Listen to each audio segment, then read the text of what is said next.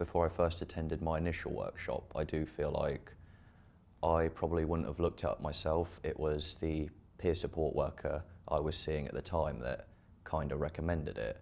And I just think the mindset I was in at the time, really, like I was just a bit desperate for help, so anything that anybody could recommend at the time, I was going to take.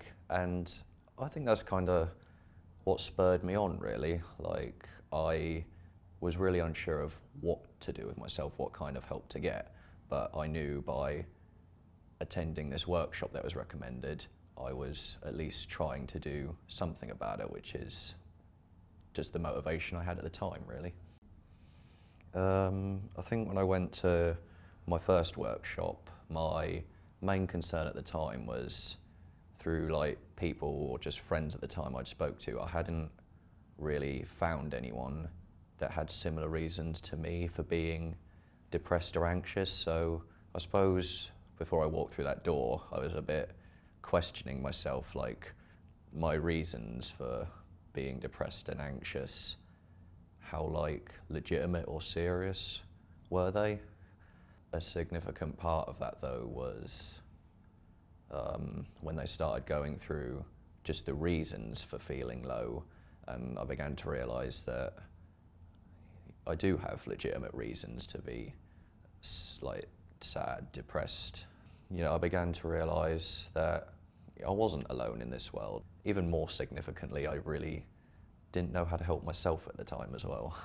When I first attended, the overall atmosphere, like a big thing, what kind of helped me, like just relax and a bit more into it, was just seeing other people kind of look how I felt, just a bit unsure of themselves, a bit quiet, a bit out of the way, because I knew going into it I wasn't going to be able to say much at the time, but just seeing someone else, like just looking how you felt, really does give you that little bit more, just that settling feeling, that little bit of calmness. I've learned that some things might be helpful to you, some things might not so much. Like, it's about what's finding right for you.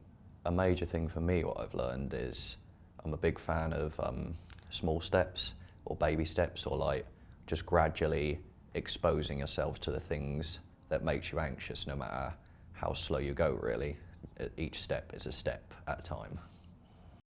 A big thing that's helped me, which was actually a technique that was used in CBT actually, is when you have these obviously thoughts running in your head, or like your inner critic, negative thoughts, however way you want to put it, a big thing to help is to just find the evidence to just disprove these thoughts.